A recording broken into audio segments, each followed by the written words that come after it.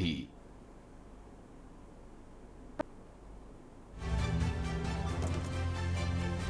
Take off से पहले Indigo flight को बम से उड़ाने की धमकी। दिल्ली से वाराणसी जा रहा था विमान, जांच में फर्जी निकली सूचना। पीएम मोदी का आज झारखंड बंगाल दौरा, दुमका में जनसभा को करेंगे संबोधित। सीता सोरेन के लिए पीएम मांगेंगे वोट। अखिलेश और राहुल का आज वाराणसी दौरा, परिवर्तन संकल्प सभा को करेंगे संबोधित। प्रत्याशी अजय राय के समर्थन में मांगेंगे वोट। यूपी बिहार में सीएम योगी की ताबड़तोड़ रैलियां, गोरखपुर, मिर्जापुर, पटना साहिब में करेंगे जनसभा। आखिरी चरण के लिए सीएम झोंकी ताकत। केदारनाथ धाम की यात्रा ने रचा नया कीर्तिमान, 18 दिन में 5 लाख से अधिक यात्रियों ने किया दर्शन। जापान और नेपाल से बाबा धाम को पहुंचे श्रद्धालु। भीषण गर्मी से झुलस रहा उत्तर भारत, हीट स्ट्रोक से देश भर में 60 लोगों की मौत। दिल्ली, राजस्थान, यूपी में आसमान से बरस रही आग। आप देख रहे हैं के न्यूज, खबरों का सारथी।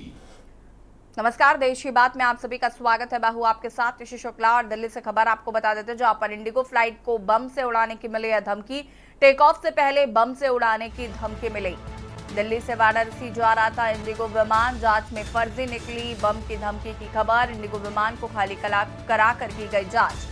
बम स्क्वाड और डॉग स्क्वाड ने भी की जांच। बम जैसा कोई भी संदिग्ध सामान नहीं मिला जांच में।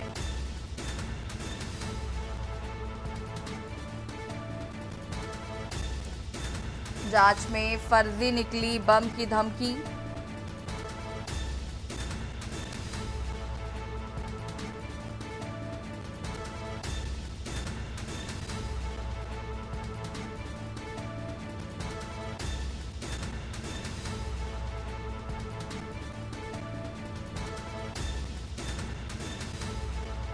और इसी खबर पर ज्यादा जानकारी के लिए विशेष संवाददाता अखिलेश सिंह हमारे साथ जुड़ चुके हैं। अखिलेश जी, क्या कुछ जानकारी है इंडिगो विमान को जहां एक और बम से उड़ाने की धमकी मिली, हालांकि जांच में पाया गया कि कोई भी बम जैसी खबर नहीं है।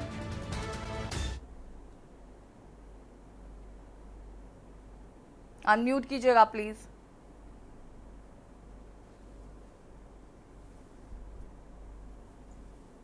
जी बिल्कुल, बता दें आपको, दिल्ली के इंदिरा गांधी अंतरराष्ट्रीय हवाई अड्डे से बनारस के लिए एक विमान इंडिगो को सुबह करीब 5 बजे टेक ऑफ होना था।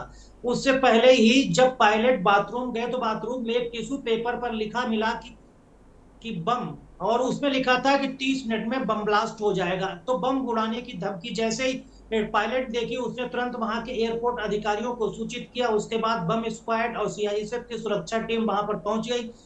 इस विमान में जो इंडिगो की फ्लाइट दिल्ली से बनारस जा रही थी, करीब इसमें 176 यात्री सवार थे। उनको तत्काल क्रू मेंबर्स ने इमरजेंसी गेट से बाहर निकाला। कुछ ऐसे भी थे जो खिड़की से भी और कुछ विंग से भी नीचे उतरे।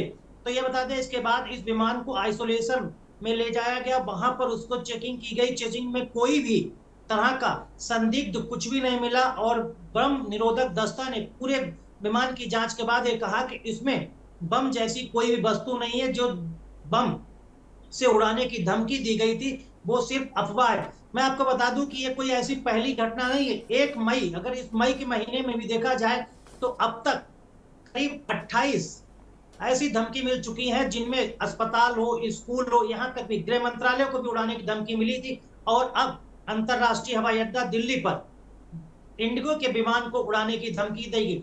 फिलहाल जिस तरह से ये मामला चल रहा है, तो आए दिन कोई न कोई इस तरह की धमकी मिल रही है। तो इससे अंदाजा लगाया जा सकता है कि ये कोई न कोई ऐसे सिरफिरे लोग हैं या फिर कोई ऐसा षड्यंत्र चल रहा है कि कई बार लगातार इस तरह की जो झूठी अफवाह उड़ाई जा रही है और इन अफवाहों के जरिए प्रशासन को उस तरह से अलर्ट ना रहने के लिए कि ये अंदाजा लगाया जाए कि ऐसी तो अफवाहें आती रहती हैं, इनसे कुछ नहीं होता है। तो इस लिहाज से कोई बड़ा घटना यानी कोई बड़ी वारदात को अंजाम ना दे। तो इन तमाम मामलों पहलुओं को मद्देनजर भी जांच चल रही। फिलहाल विमान में किसी तरह की कोई संदिग्ध वस्तु नहीं मिली है। बम से उड़ाने की धमकी झूठी निकली है और फिलहाल अभी जांच जारी है। शुक्रिया आपका जानकारी साझा करने के लिए अखिलेश जी। और बता दें, इंडिगो फ्लाइट को बम से उड़ाने की धमकी मिली है, हालांकि बम बरामद नहीं हुआ है इंडिगो फ्लाइट से और जांच की जा रही है। और इस तरीके की जो अफवाहें फैलाने वाला काम कर रहे हैं, ऐसे लोगों की भी तलाश की जा रही है। टेक ऑफ से पहले बम से उड़ाने की मिली धमकी।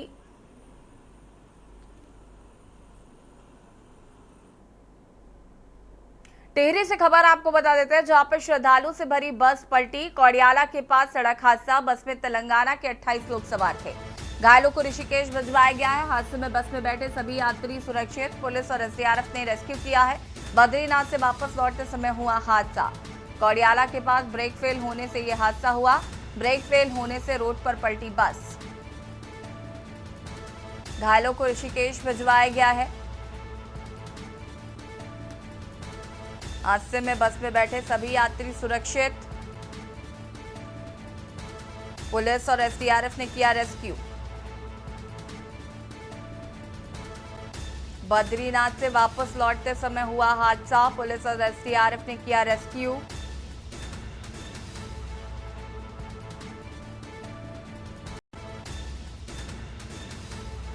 कौड़ियाला के पास ब्रेक फेल होने से हुआ हादसा। ब्रेक फेल होने से रोड पर पलटी बस।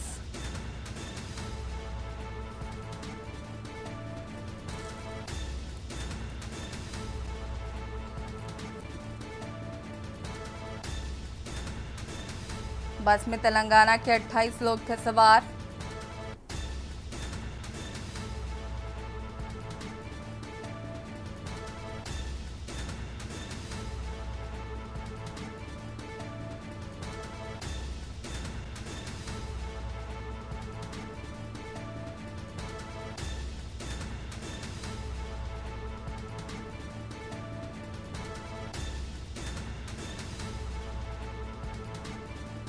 हालांकि बस में बैठे सभी यात्री सुरक्षित। तेलंगाना से आए थे 28 लोग। कौड़ियाला में ब्रेक फेल होने के बाद हुआ हादसा।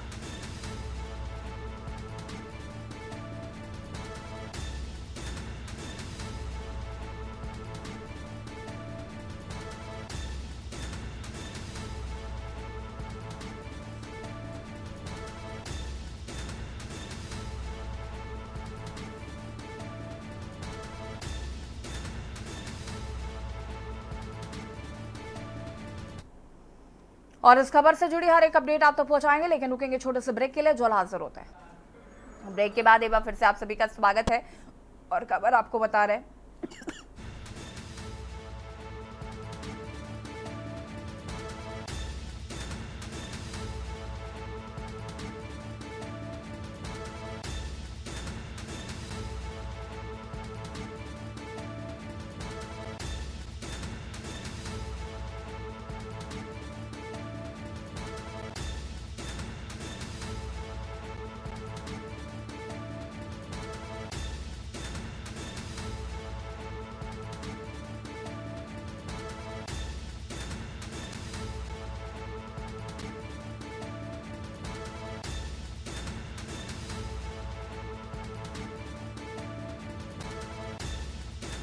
पलटी बस। घायलों को ऋषिकेश भिजवाया गया। घायलों को ऋषिकेश भिजवाया गया है। खबर आपको टिहरी से बता रहे हैं, जहां पर बस पलट गई।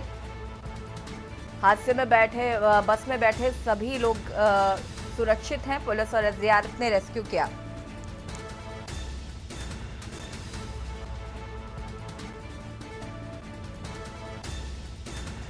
और इसी खबर पर ज्यादा जानकारी के लिए संवाददाता अंकित हमारे साथ जुड़ चुके हैं। अंकित, क्या कुछ जानकारी है इस पूरी घटना को लेकर? सुबह सुबह एक सड़क हादसा हुआ है यशी। ब्रेक फेल होने की वजह से बताया जा रहा है कि ये बस जो है वो सड़क पर पलट गई है। चारों धाम के दर्शन के लिए ये सभी श्रद्धालु यहाँ पर उत्तराखंड पहुंचे थे और इसी बीच ब्रेक फेल होने की वजह से बड़ा हादसा हुआ है। गनीमत रही कि बस जो है वो गहरी खाई में नहीं गिरी, सड़क पर ही बस पलट गई थी, जिसकी वजह से श्रद्धालु को चोटें आई है। लेकिन सूचना मिलते ही मौके पर पहुंचे एसडीआरएफ और स्थानीय पुलिस ने रेस्क्यू ऑपरेशन चलाया और सभी जो बस में बैठे हुए जो यात्री थे वो सही हैं। हल्की फुल्की चोटें आई है, लेकिन प्राथमिक उपचार के बाद इन सभी श्रद्धालुओं को ऋषिकेश भेज दिया गया है। ऋषिकेश में उपचार के बाद ये सभी अपने गंतव्य के लिए पहुंचेंगे। बताया जा रहा है कि तेलंगाना के ये सभी श्रद्धालु थे जो कि बद्रीनाथ से दर्शन करने के बाद लौट रहे थे और इसी बीच कोडियाला के पास ये सड़क हादसा हुआ है। लेकिन गनीमत की बात ये है कि इसमें कोई भी जनहानि नहीं हुई है। कुछ एक श्रद्धालु को हल्की चोटें आई है जिनको प्राथमिक उपचार के बाद ऋषिकेश भेज दिया गया है। अगर हम बात करें यहाँ पर तो प्रशासन मौके पर मौजूद रहा, साथ ही साथ जो लोग बस में मौजूद थे, क्या उनकी तरफ से कोई रिएक्शन आया इस पर?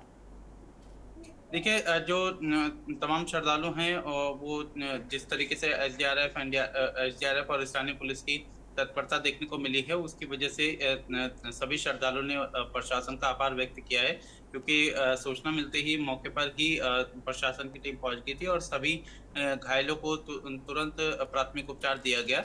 सभी श्रद्धालु सुरक्षित हैं और हल्की चोटें आई है। इसके अलावा कोई चिंता की बात नहीं है।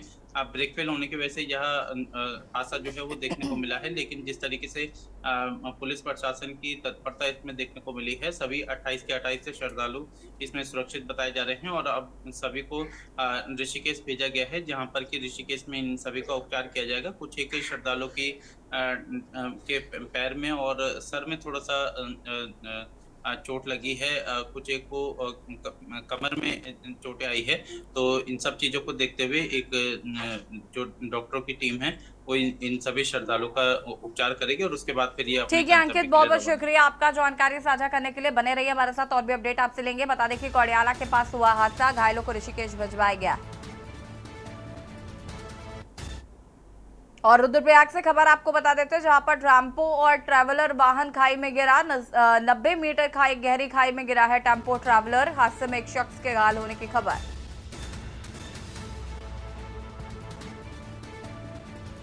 स्थानीय पुलिस ने रेस्क्यू ऑपरेशन चलाया। दिल्ली निवासी वीर सिंह को रेस्क्यू किया गया है। घायल को एम्बुलेंस की मदद से अस्पताल भिजवाया गया। और इसी खबर पर ज्यादा जानकारी के लिए अंकित हमारे साथ लगातार बने हुए हैं। अंकित, क्या कुछ जानकारी इस मामले को लेकर? देखिए जैसी उत्तराखंड की जो चारधाम यात्रा है, जिस तरीके से इसमें भारी जन सैलाब देखने को मिल रहा है, इन सबके बीच में हादसे भी लगातार बढ़ रहे हैं। अभी टीडी का आपने हादसा बताया और उसके बाद फिर एक और ये दुखद हादसा आज सुबह रुद्रप्रयाग में देखने को मिला है, जहां पर कि 90 मीटर गहरी खाई में टेम्पो ट्रैवलर गिरा है। सूचना मिलते ही एसडीआरएफ और स्थानीय पुलिस मौके पर पहुंची और रेस्क्यू ऑपरेशन के माध्यम से जो दिल्ली निवासी व्यक्ति हैं उनको सकुशल 90 मीटर गहरी खाई से बाहर निकाला गया है। पुलिस प्रशासन की ओर से जाम की स्थिति को देखते हुए वैकल्पिक मार्ग की व्यवस्था की गई और वैकल्पिक मार्ग से इस घायल को ले जाकर के जिला अस्पताल में भर्ती कराया गया है, जहां इनका उपचार चल रहा है। फिलहाल डॉक्टरों की टीम इस घायल का उपचार कर रही है, लेकिन जिस तरीके से चारधाम यात्रा शुरू होने के बाद से लगातार पहाड़ों में हादसों का सिलसिला देखने को मिल रहा है, इन सब के बीच में अब रुद्रप्रयाग से भी ये खबर जो है वो सामने आई है। लेकिन गनीमत की बात ये है कि जो घायल की स्थिति है उसमें सुधार है और फिलहाल डॉक्टरों की टीम जो है उसका उपचार करती हुई नजर आ रही है। शुक्रिया आपका जानकारी साझा करने के लिए अंकित। और बता दें आपको कि जिस तरीके से रुद्रप्रयाग में भी टेम्पो ट्रैवलर खाई में गिरा, एक शख्स को रेस्क्यू किया गया। और यहाँ रुकेंगे छोटे से ब्रेक के लिए, जो हासिल होते हैं।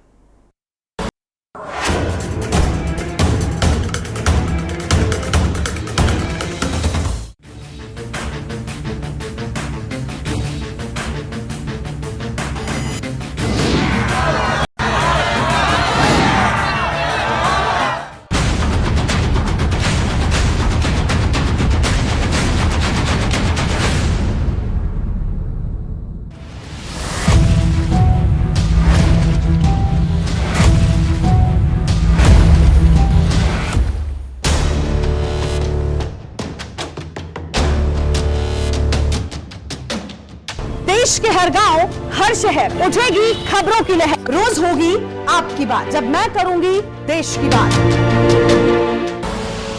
आप देख रहे हैं के न्यूज, खबरों की। फिर से आप सभी का स्वागत है। दिल्ली से खबर आपको बता देते हैं, जहां पर 2 राज्यों के दौरे पर आज पीएम मोदी। पीएम का झारखंड और पश्चिम बंगाल का दौरा। 3 चुनावी जनसभाओं को संबोधित करेंगे पीएम। 5:55 पर पश्चिम बंगाल के कोलकाता पहुंचेंगे पीएम। सुभाष चंद्र बोस की प्रतिमा पर पुष्पांजलि करेंगे अर्पित। 6 बजे पश्चिम बंगाल के कोलकाता में करेंगे रोड शो। 7 बजे विवेकानंद की प्रतिमा पर पुष्पांजलि करेंगे अर्पित।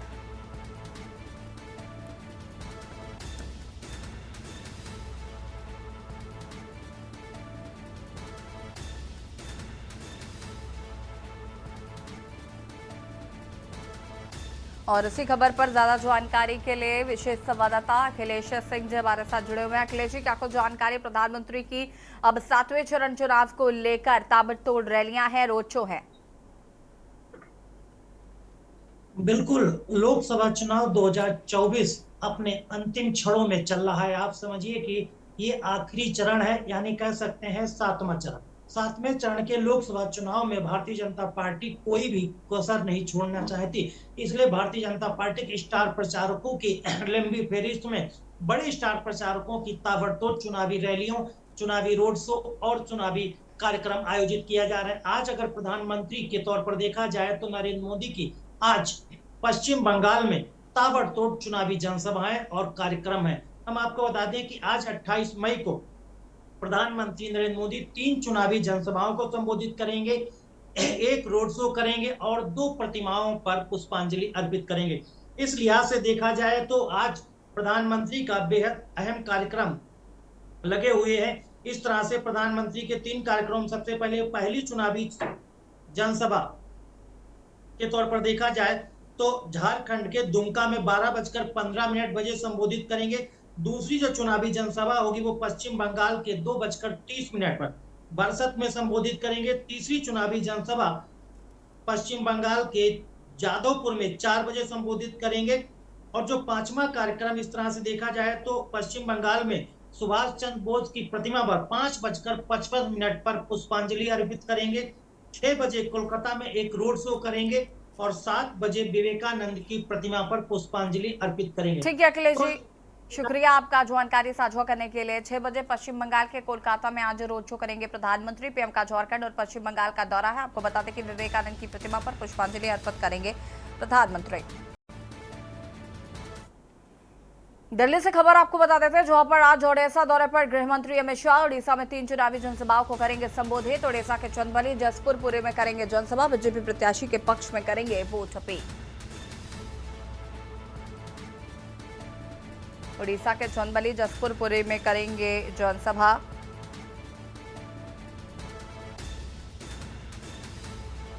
और इसी खबर पर ज्यादा जानकारी के लिए विशेष संवाददाता अखिलेश हमारे साथ लगातार बने हुए। अखिलेश जी, क्या कुछ जानकारी केंद्रीय गृह मंत्री अमित शाह की भी ताबड़तोड़ रैली आज?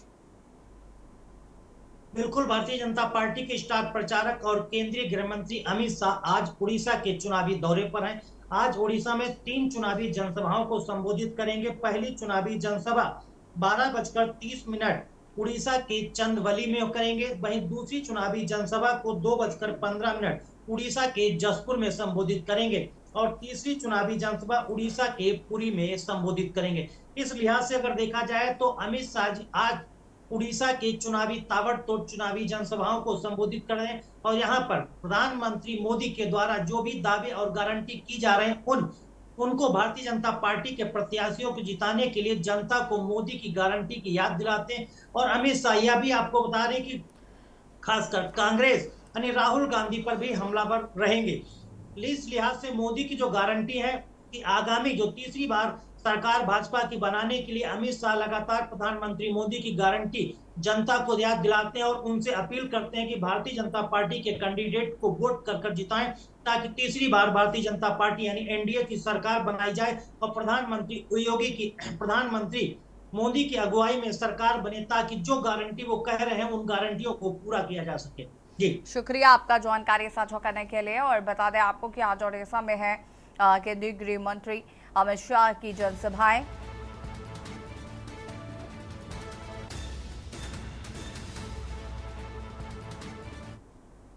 और यहाँ रुकेंगे छोटे से ब्रेक के लिए, जो ब्रेक के बाद एक बार फिर से आप सभी का स्वागत है। और दिल्ली से खबर आपको बता देते हैं, जहां पर आज हिमाचल प्रदेश के दौरे पर रहेंगे जेपी नड्डा। 3 चुनावी जनसभाओं को करेंगे संबोधित।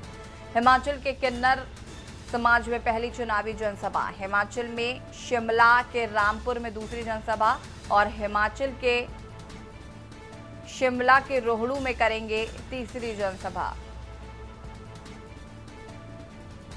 3 चुनावी जनसभाओं को संबोधित करेंगे जेपी नड्डा।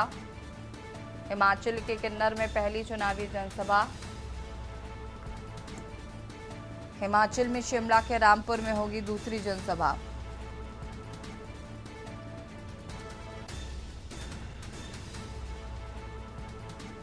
आज हिमाचल प्रदेश के दौरे पर जेपी नड्डा।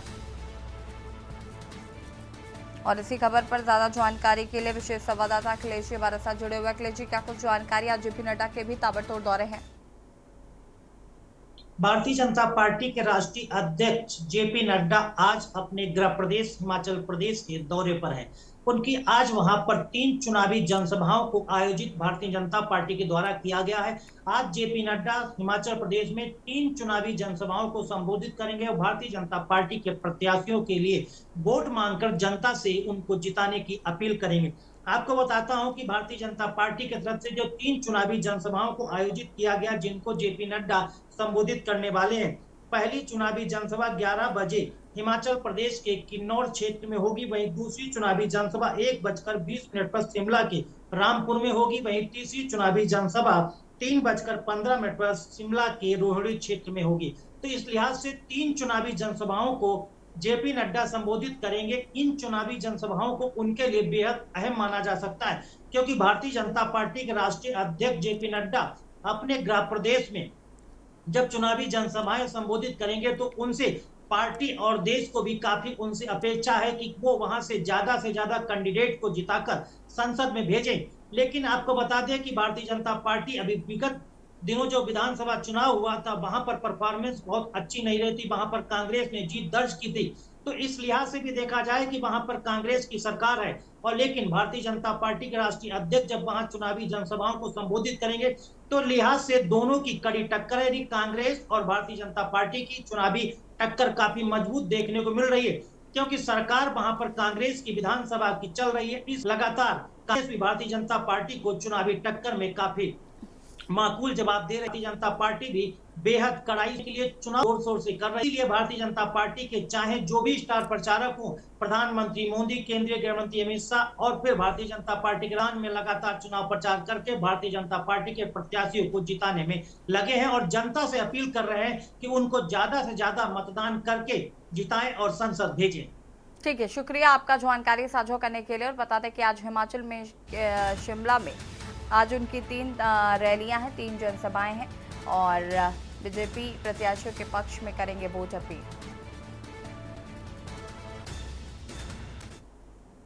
लखनऊ से खबर आपको बता देते हैं, जहां पर अखिलेश और राहुल की संयुक्त जनसभाएं कुशीनगर, देवरिया और वाराणसी में मंच करेंगे साझा।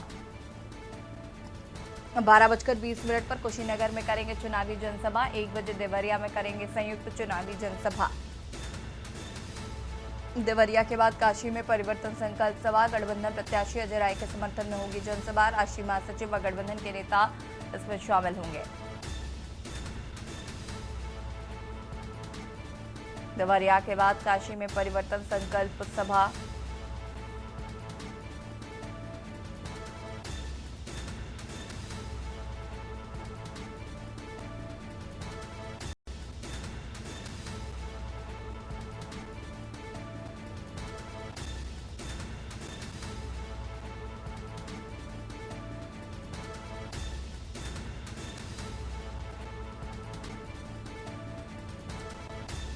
और इसी खबर पर ज्यादा जानकारी के लिए संवाददाता कौशलेंद्र हमारे साथ जुड़ चुके हैं। कौशलेंद्र, आज अखिलेश और राहुल चुनावी जनसभाओं को संबोधित करेंगे। वाराणसी में भी आज उनकी चुनावी जनसभा है, क्या कुछ जानकारी?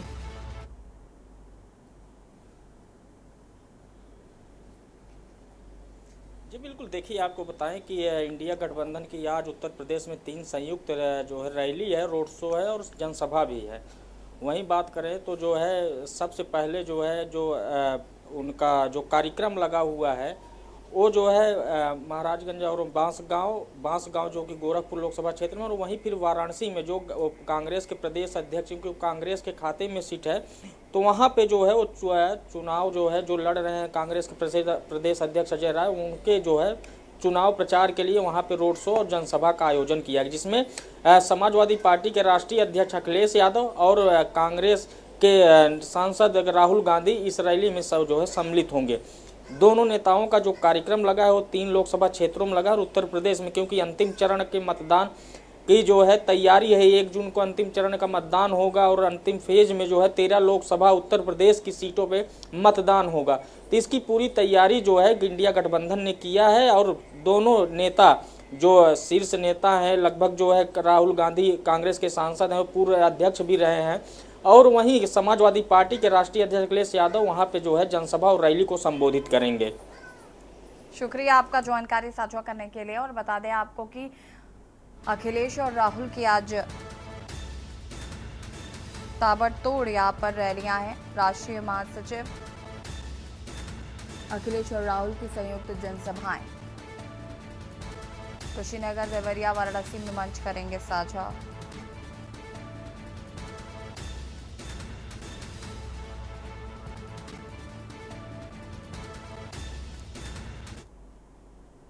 लखनऊ से खबर आपको बता देते हैं, जहां पर सीएम योगी आदित्यनाथ के ताबड़तोड़ दौरे गोरखपुर, मिर्जापुर, पटना साहिब पर करेंगे जनसभा।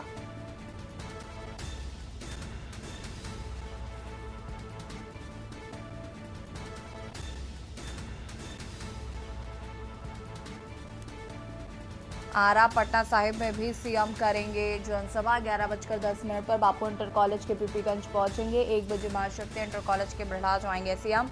3:10 पर बिहार के पटना साहिब के फतवा में करेंगे जनसभा। 4:30 बजे आरा, बड़हरा, भोजपुर भी जाएंगे सीएम। 6 बजे पाचिलपुत्र, पटना में सीएम करेंगे जनसभा।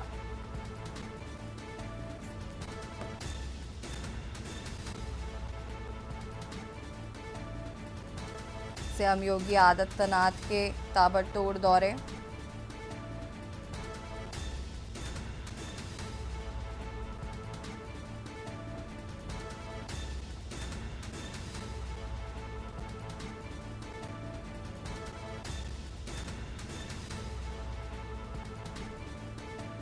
और इसी खबर पर ज्यादा जानकारी के लिए संवाददाता कौशलेंद्र हमारे साथ जुड़े हुए। कौशलेंद्र, क्या कुछ जानकारी है? आज मुख्यमंत्री योगी आदित्यनाथ के भी ताबड़तोड़ दौरे हैं, यूपी से लेकर बिहार तक आज चुनावी जनसभाओं को संबोधित करेंगे।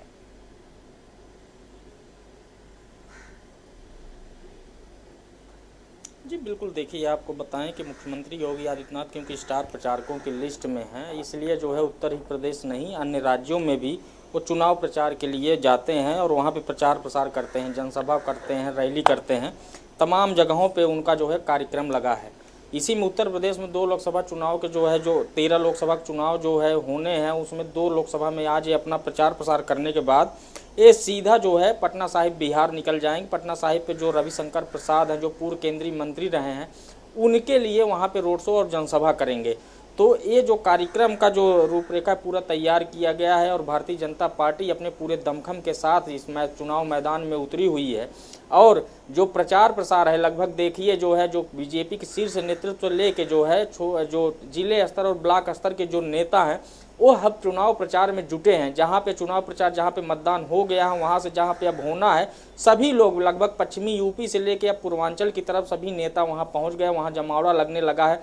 और वहीं काशी में जो है प्रधानमंत्री नरेंद्र मोदी जो लोकसभा क्षेत्र है वहां पे सभी नेता का जुटान होना शुरू हो गया है, वहां पे जोरों शोरों पे प्रचार कर रहे हैं। लेकिन वहीं से जो 13 लोकसभा क्षेत्र में जो मतदान होना है 1 जून को, उसमें भी सभी प्रचार प्रसार में जुट गए हो, चाहे वो शीर्ष नेतृत्व हो, चाहे कोई भी नेता छोटे स्तर के ही नेता हो, लेकिन वहां पे जरूर जाते हैं। अब मुख्यमंत्री योगी आदित्यनाथ की अगर बात की जाए तो कोई क्योंकि जो है उत्तर प्रदेश ही नहीं अन्य राज्यों, चाहे वो दिल्ली हो, पंजाब हो और हरियाणा हो, कर्नाटका हो और यही नहीं बिहार हो, पश्चिम बंगाल, अन्य राज्यों में उत्तराखंड और जो हिमाचल प्रदेश, हर राज्यों में इन्होंने प्रचार प्रसार किया है।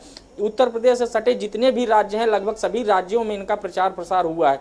आज इनका कार्यक्रम बिहार में भी लगा है, बिहार में पटना साहिब में जनसभा करेंगे और जनसभा को संबोधित करेंगे। रविशंकर प्रसाद के लिए वहां पे प्रचार प्रसार भी करेंगे।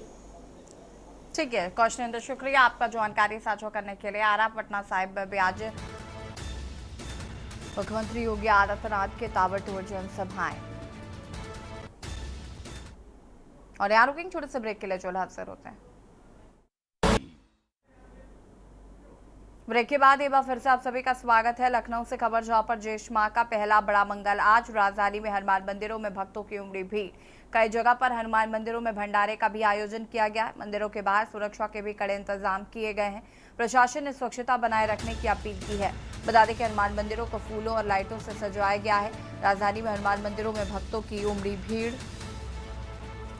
कई जगह हनुमान मंदिरों में भंडारे का भी किया गया है आयोजन।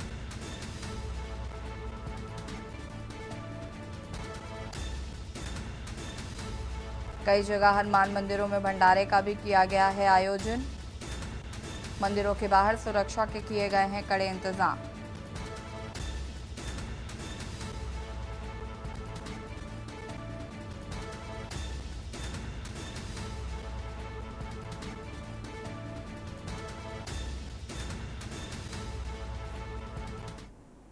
मंदिर के बाहर सुरक्षा के भी इंतजाम। जेठई का दिन होता है हनुमान जी का, और 100 साल के 12 महीना होता है। अपने मंदिर में क्या खास है? खास है, पुराना मंदिर है हनुमान जी का, 200 बरस का। पुराना मंदिर है। हाँ, 200 साल। 200 साल पुराना मंदिर। हाँ यहाँ पर भंडारे का आयोजन होता है। हाँ, और क्या मान्यताएं हैं? मानता बहुत बड़ी है इनमें, विशेष मान्यता यहाँ बहुत बड़ी मानता। जो मांगते हैं वो पूरा करते हैं। और इसी खबर पर ज्यादा जानकारी के लिए संवाददाता भरत हमारे साथ जुड़ चुके हैं। भरत, क्या कुछ जानकारी है? आज कई जगहों पर हनुमान मंदिर में भंडारे का आयोजन किया जा रहा है बड़े मंगल को लेकर। देखिए, बस बात करें मंगल की तो हर मंगल विशेष होता है, लेकिन ज्येष्ठ माह का मंगल की जब बात करें तो उसको बड़े मंगल के नाम से जाना जाता है। ज्येष्ठ माह के मंगल में भक्त जब मंदिर में पहुंचते हैं हनुमान मंदिरों में, तो उनकी ये कहा जाता है कि उनकी मनोकामना है वो पूरी होती है। फिलहाल मैं जिस मंदिर में मौजूद हूँ, ये लगभग 200 साल पुराना मंदिर है। यहाँ पर तमाम जो भक्त हैं वो सुबह से ही मंदिरों में कतारें लगी हुई दर्शन के लिए। और ये भी कहा जाता है कि जब श्री राम भगवान का जब हनुमान जी ने उन्होंने मुलाकात करी थी, तो इसी ज्येष्ठ के महीने में पहली मुलाकात उनकी हुई थी। सबसे इस भंडारे का सबसे इसको बड़े मंगल के नाम से जाना जाता है। आपको तस्वीरें दिखाना चाहेंगे कि मंदिर में अभी मेरी मौजूदगी है, लगभग ये 200 साल पुराना मंदिर है। यहाँ पर जो तमाम जो भक्त हैं, यहाँ पर कतारें लगी हुई हैं, दर्शन यहाँ पे लोग करने पहुंच रहे हैं। ये यहाँ पे इस मंदिर की मनोकामना है कि जिस मंदिर में आता है उनकी जो मनोकामना है वो पूरी होती है यहाँ पर।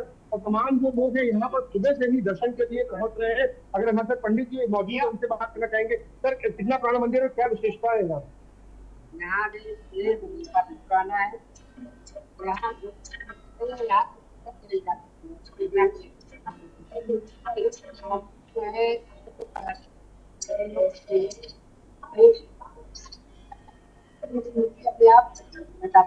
देखिए, बिल्कुल पंडित जी का कहना है कि यहाँ पे जो मूर्ति है अपने आप स्थापित, इसमें तमाम जो भक्त है यहाँ पर पहुंचते हैं। और ये तमाम एक मंदिर नहीं है, राजधानी लखनऊ के तमाम जो बड़े बड़े हनुमान मंदिर है, चाहे हनुमान सेतु की बात करें, चाहे बड़े हनुमान मंदिरों की बात करें, वहां पर आज सुबह से ही मंदिरों के बाहर जो है वो फिलहाल कतारें लगी हुई थी। हनुमान जो बड़ा मंगल है, फिलहाल इस बार 4 बड़े मंगल कर रहे हैं। और ठीक है भरत, शुक्रिया आपका जानकारी साझा करने के लिए। और बता दें आपको कि आज बड़े मंगल के उपलक्ष्य में जगह जगह पर भंडारे का भी आयोजन किया जा रहा है। साथ ही साथ श्रद्धालु जो हैं वो हनुमान जी के दर्शन करने के लिए पहुंच रहे हैं। और यहाँ रुकेंगे छोटे से ब्रेक के लिए, जो हासिल होता है। ब्रेक के बाद एक बार फिर से आप सभी का स्वागत है। और इसी बीच आपको बलिया से खबर बता देते हैं। बलिया से खबर,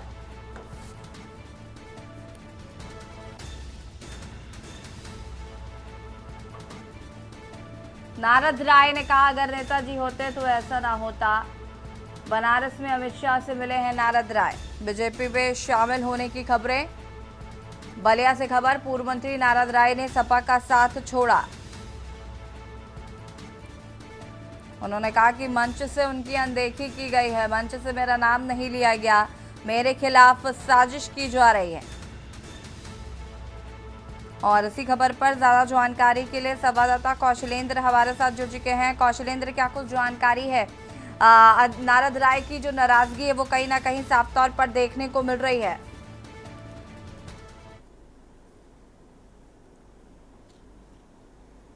जी बिल्कुल, देखिए आपको बताएं कि नारद राय पुराने समाजवादी पार्टी के नेता हैं। और मतलब अगर बात की जाए खाटी समाजवादी उनको कह सकते हैं। हालांकि बीच में 2017 में कुछ नाराजगी की वजह से बहुजन समाज पार्टी में 2017 में शामिल हुए और जो है चुनाव लड़े, लेकिन वहाँ से चुनाव हार गए थे। लेकिन जो अगर बात की जाए नारद राय की, तो मुलायम सिंह यादव के साथ वो जुड़े थे और करीब जो है 35-40 साल का उनका राजनीतिक कैरियर है, वो भी समाजवादी पार्टी से ही के ही साथ रहा है। तो जब लोकसभा क्षेत्र, जब 2024 लोकसभा का जो है आया कि अब चुनाव होना ही है, तो उन्होंने पहली बात तो टिकट के लिए अपना प्रस्ताव भेजा, जैसे तमाम प्रत्याशी हैं वो भेजते हैं, उन्होंने भी भेजा, लेकिन टिकट नहीं मिला, वहाँ दूसरे को टिकट मिला। उसके बाद जब अखिलेश यादव वहाँ मंच साझा करते हैं, जब मंच वहाँ पे लगता है और जनसभा करते हैं, तो नारद राय को मंच पे जो है बुलाया नहीं जाता है। और समाजवादी पार्टी के राष्ट्रीय अध्यक्ष अखिलेश यादव जबकि जानते थे कि नारद राय हमारे पुराने नेता हैं, समाजवादी पार्टी से जुड़े हैं, तो वो जो है मंच साझा उनको नहीं किया जाता है, उनको नीचे ही बैठाया जाता है। इससे उनके अंदर नाराजगी थी और एक बार भी मंच से उन्होंने उनका नाम भी नहीं लिया। 2000 हालांकि 2 बार वो विधायक बने, उसके बाद नगर विकास मंत्री भी रहे। जब समाजवादी पार्टी की 2012 से 17 के बीच सरकार रही तो उनको मंत्री भी बनाया गया था। 2002 में भी जो है वो विधायक बने, 2 बार विधायक बने और 1 बार मंत्री बने। तो ये जो है समाजवादी पार्टी के नेता नारद राय हैं, वहाँ पे बलिया में काफ़ी लोगों में ये अपने पैठ बनाए हुए थे। तो लेकिन उस मंच पे इनको जब नहीं बुलाएगा तो इन्होंने अपना अपमानित महसूस किया। इन्होंने कल जो है केंद्रीय गृह मंत्री अमित शाह से वाराणसी मुलाकात की। उसके पहले जो है जब मंच साझा किया बलिया लोकसभा में, वहीं जो है वाराणसी में अगर बात की जाए वहाँ पे भी जो प्रचार प्रसार वहाँ पे भी उन्होंने मंच साझा किया। उसके बाद वहाँ पे बताया कि समाजवादी पार्टी को बहुत भारी पड़ेगी जो हमें जो है बेइज्जत किया गया है और मैं पुराना नेता हूँ और समाजवादी पार्टी के राष्ट्रीय अध्यक्ष इस बात को नहीं समझ पाए और हमको जो है बेइज्जत किया गया। 2022 में हमको टिकट दिया गया, लेकिन वो भी ऐसी सीट से जहां से सब जानते थे कि चुनाव हारे, वो सिर्फ साजिश थी हमारी राजनीतिक कैरियर को खत्म किया जाए। इसलिए उन्होंने बयान दिया कि अब साइकिल में ताला लगाओ और जो है कमल को जिताओ। तो ये उन्होंने नारा दिया बलिया में। इसी के साथ वो जो है भारतीय जनता पार्टी के साथ अब आ चुके हैं। औपचारिक बस शुक्रिया आपका जानकारी साझा करने के लिए। और बता दें कि उन्होंने कहीं ना कहीं नाराजगी व्यक्त करते हुए कहा है कि मंच से मेरा नाम नहीं लिया गया है। साथ ही साथ उनकी अनदेखी कई जगह पर की गई है, जिसको लेकर उन्होंने कल केंद्रीय गृह मंत्री अमित शाह से मुलाकात की है और संभवतः वो बीजेपी में शामिल हो जाएंगे।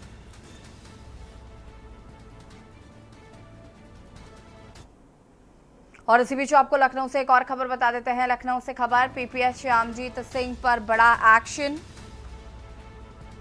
मतदान के दिन अनियमितता बरतने पर एक्शन। सीओ जसराना फिरोजाबाद तो श्यामजीत को हटाया।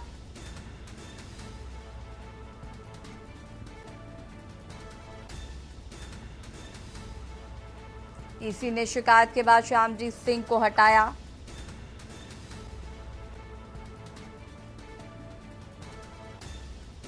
मेरठ एंटी नार्कोटिक्स विभाग में तैनात थे पीपीएस राजेश।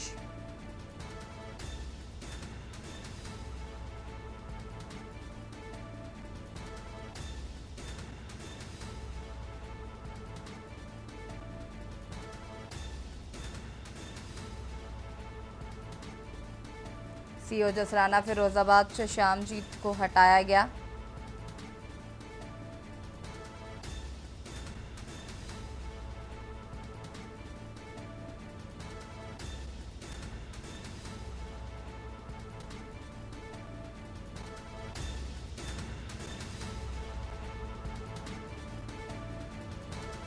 सीओ जसराना फिरोजाबाद श्यामजीत को हटाया गया। मतदान के दिन अनियमितता बरतने पर हुआ एक्शन।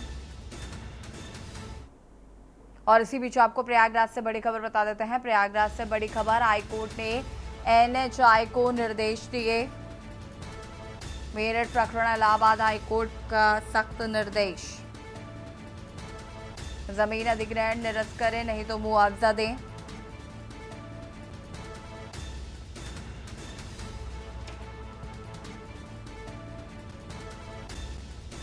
मेरठ प्रकरण इलाहाबाद में निर्देश, जमीन अधिग्रहण निरस्त करें, नहीं तो मुआवजा दें। याची को 4 सप्ताह में मुआवजे का करे भुगतान। 4 जुलाई को होगी मामले की अगली सुनवाई। हाईकोर्ट एनएचआई को दिए निर्देश।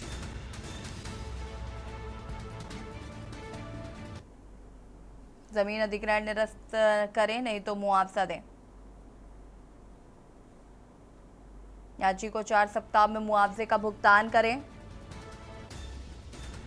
मेरठ प्रकरण इलाहाबाद हाईकोर्ट का सख्त निर्देश।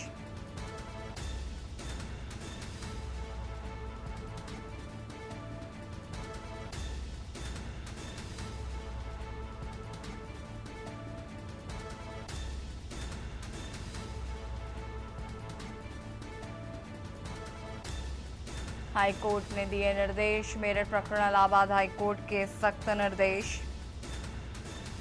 जमीन अधिग्रहण निरस्त करें, नहीं तो मुआवजा दें। याची को 4 सप्ताह में मुआवजे का करे भुगतान। लखनऊ से खबर, जहां पर चौधरी चरण सिंह एयरपोर्ट पर पकड़ा गया सोना। अबुधाबी से लखनऊ पहुंचे यात्री के पास से सोना हुआ बरामद। यात्री के पास से 48 लाख रुपए का सोना बरामद किया गया है। यात्री प्राइवेट पार्ट में छुपा कर लाया था सोना। सोने का पेस्ट के रूप में प्राइवेट पार्ट में छुपाया था सोना। लखनऊ एयरपोर्ट से फरार 29 तस्करों के खिलाफ FIR दर्ज की गई है। 29 फरार तस्करों को अब तक पुलिस नहीं कर सकी है गिरफ्तार। कस्टम विभाग के लचीले रवैये के कारण बढ़ी सोने की तस्करी।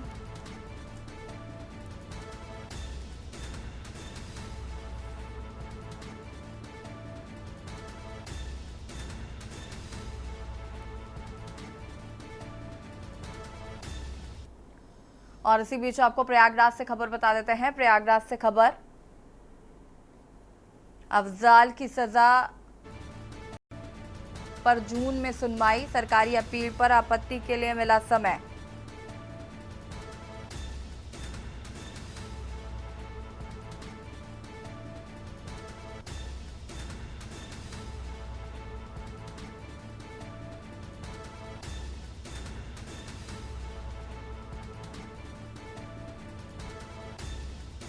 सरकारी अपील पर आपत्ति के लिए मिला समय।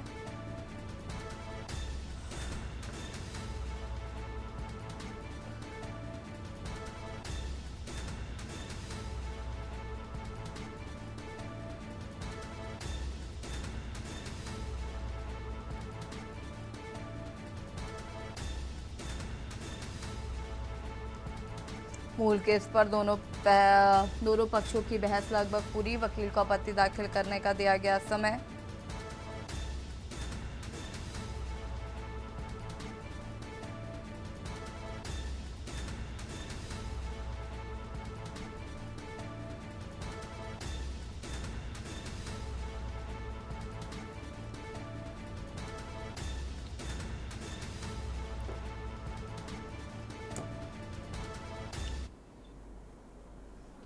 और औरैया से खबर, जहां पर ससुराल आए युवक ने की आत्महत्या। पत्नी से विवाद के बाद गोली मारकर दी जान। मरने से पहले पत्नी पर पति ने की थी फायरिंग। पत्नी ने मौके से भागकर अपनी बचाई जान।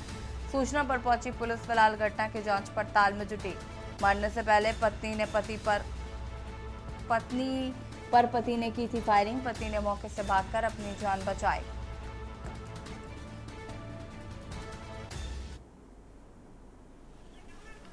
जानने के लिए बोल रहे थे, मैंने बोला कब आए थे? ऐसे ही आए थे 4 बजे करीब। 4 बजे आए थे। हाँ। फिर क्या हुआ? जाने के लिए बोल रहे थे, मैंने कहा अभी घर पे नहीं है, कोई आ जाए तो फिर घर चलेंगे, अभी नहीं है, सुबह चलेंगे। अच्छा, फिर तो बोल रहे चलो।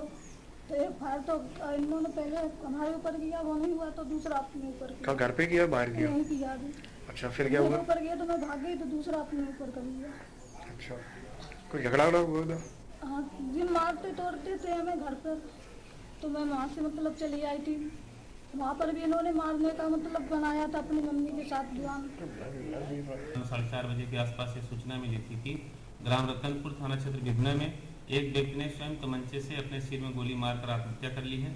इस सूचना पर SHO विधना, मैसियो विधना तथा फोरेंसिक की टीम मौके पर पहुंच गई थी। प्रारंभिक जांच से यह पाया गया कि मृतक विक्रम सिंह पुत्र स्वर्गीय टीकम सिंह, उम्र लगभग 40 वर्ष, निवासी ग्राम पमास, थाना कोतवाली देहात, जनपद एटा, अपनी मोटरसाइकिल के टूल बॉक्स में 315 बोर का तमंचा और 6 कारतूस लेकर आया था। अपनी लखनऊ से खबर आपको बता देते हैं, जहां पर 21 साल के युवक ने किया सुसाइड। लखनऊ से खबर, जहां पर 21 साल के युवक ने किया सुसाइड। साड़ी के फंदे से लटक कर दी अपनी जान। कि देर तक कमरा न खुलने पर घर वालों को हुई आशंका। जानकारी मिलते ही मौके पर पहुंची पुलिस। शव को कब्जे में लेकर छानबीन में जुटी है पुलिस।